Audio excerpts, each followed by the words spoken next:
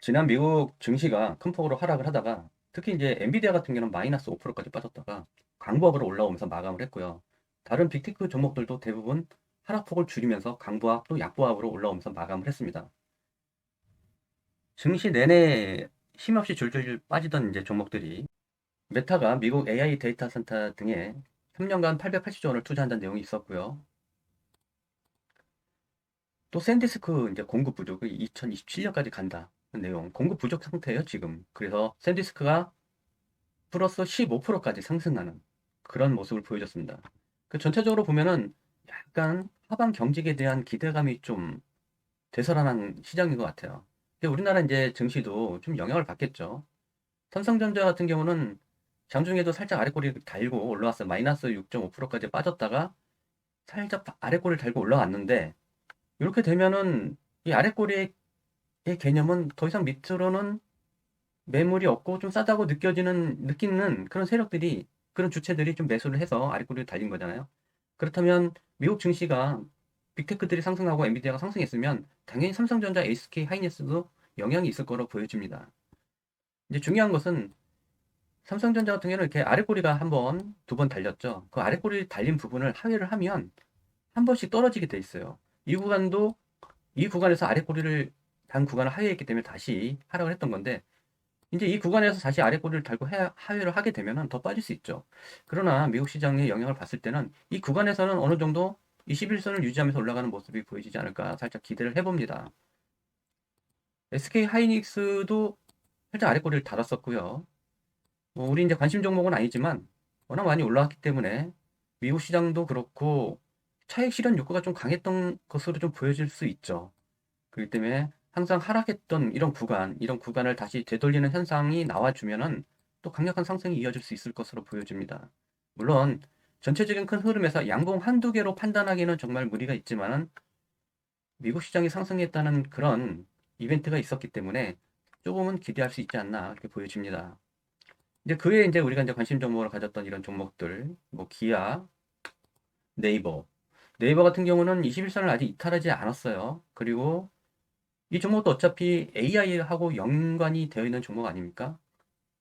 AI 데이터 센터, 뭐 AI 관련, 뭐 로봇, 뭐 변압기, 전력, 그리고 뭐 태양광 이런 것들이 전부 다 AI 데이터 센터 그리고 엔비디아하고도 좀 밀접한 연관이 있기 때문에 그런 종목이 좀 움직여진다면은 여기서는 좀 더 빠지지 않고 상승할 수 있는 그런 흐름이 나올 것으로 좀 보여져요. 마찬가지로 LS 머티리얼즈나 삼성 SDI도 이 종목은 이제 ESS 관련주죠. ESS 관련주고 삼성 SDI 같은 경우는 이런 양봉이 나왔다 좀 빠졌는데 요날 양봉이 나왔던 이유가 테슬라에서 3조 원가량의 ESS 배터리 발주를 넣었어요. 물론 테슬라도 뭐 자동차용 배터리만 하는 게 아니라 데이터 센터를 건설하고 있기 때문에 ESS 배터리가 필요하기 때문에 이런 호재성 재료 때문에 올랐지만 전체적으로 반도체나 그리고 엔비디아 이런 주들이 하락하는 가운데 이 종목들도 어쩔 수 없이 후발주자 아닙니까? 그렇기 때문에 하락했던 것을 보여지는데 다시 이제 하락이 어느 정도 멈추고 다시 상승할 수 있는 그런 자리가 나오지 않을까 좀 기대해 봅니다. LS 머티리얼즈도 마찬가지예요. LS 머티리얼즈는 많이 하락을 했죠. 그렇지만 전체적으로 보면 넓게 봐야죠. 종목은 넓게 보면은 아직 아직 이제 박스권에서 유지되고 있는 상태이기 때문에 계속 좋은 흐름을 보여준다면 AI 반도체 이런 것들이 좋은 흐름을 보여준다면 그런 혜택을 계속 누리면서 다시 올라올 수 있는 자리가 나올 것으로 보여집니다. 자, AP 시스템 같은 경우는 좀 빠졌어요. 우리가 이제 관심 종목으로 넣고 뭐 엠파동으로 인해서 상승을 했죠. 상승을 했고 자, 이 구간이 떨어지면 이렇게 떨어졌죠. 떨어졌는데 여기 이 구간이 바로 저항이 됐어요. 저항이 됐던 위치가 바로 요때인데 요 날이에요. 보시면 요 확대해 보겠습니다. 자, 이날 양봉이 밀렸죠. 자, 보면 파동이 자, N파동으로 올라가서 내려갔다가 다시 올라가지 못하고 딱 걸리면 이게 저항이 되죠. 이런 패턴을 뭐라고 하죠? 역 헤드앤숄더라고 하죠. 그전에는 헤드앤숄더의 모습으로 주고 상승을 했지만 상승했던 구간을 하회하고 나서 다시 돌파하려고 할 때 걸리는 저항에 걸리는 이런 스타일을 역 헤드앤숄더라고 하죠. 자, 일단은 역헤드 앤 숄더가 나왔기 때문에 현재 위치로서는 매수하기가 살짝 부담스럽죠. 그렇지만 더 이상 하락하지 않고 전저점 부근까지, 전저점 부근에서 박스권에서 상승했던 부분까지 하락을 했기 때문에 이 구간에서 어느 정도 눌림목이 다시 나올 수 있을 거라고 좀 보여집니다. 그리고 이제 셀트리온 제약 이런 종목은 우리가 이제 관심 종목 놓고 공략했을 때 바로 이 구간 많이 올라왔어요. 올라왔다가 살짝 조정 주는 구간이라고 보여집니다. 그런데 조정을 보이는 구간인데 여기서 추미할까 아니면 더 들어갈까라고 생각하기엔 약간 부담스럽죠. 왜냐면 21선을 깨고 내려올 수 있는 그런 모습이 보여지기 때문에 좀 더 기다리면서 다시 재매수해서 진입하는 자리를 찾아보도록 하겠습니다. LG 이노텍 같은 경우는 우리가 이제 관심 종목 넣었을 때가 요 날이에요. 요 날 넣고 자, 직전 저점을 이탈하지 않은 상태에서 이 구간에서 잘 지켜주면 상승할 수 있다고 했는데 역시 엠파동으로 멋있게 이렇게 올라가는 모습 보여줬습니다. 운이 좋았던 것 같아요. 이 종목은 운이 좋았던 것 같고 한국전력 뭐 이 종목은 조금씩 상승하다 밀리다를 계속 반복을 해요. 그렇지만은 이렇게 움직이다가 빠져버리면 큰 폭으로 하락할 수 있기 때문에 좀 조심해야 되는 구간이 아닌가 보여집니다.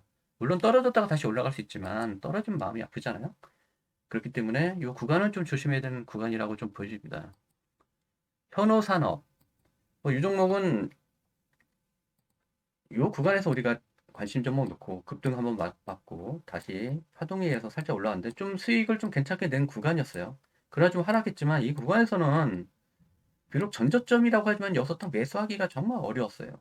그날 갑자기 튀어올라서 이렇게 모습이 나왔지만 이거는 좀 예측하기 힘들었고 이거를 또 다시 내가 여기서 관심 종목 줬는데 이만큼 올라왔어 라고 자랑할 수 있는 그런 위치는 아니죠. 이거는 예측할 수 없었습니다. 자, 이제 새로운 섹터를 좀 관심을 가질 때가 아닌가 보여지는데요. 최근 배당소득 분리 과세가 좀 화두로 떠오르고 있죠. 지금 현재 25%로 할 것인지 아니면 30%로 할 것인지 이런 내용에 대해서 지금 당정 협의를 하고 있는데 그 와중에서 좀 배당 성향 30% 이상 됐던 종목들 그리고 배당 수익이 좀 높았던 종목들 이런 종목을 찾아봤는데 당연히 이제 은행주들이 많아요.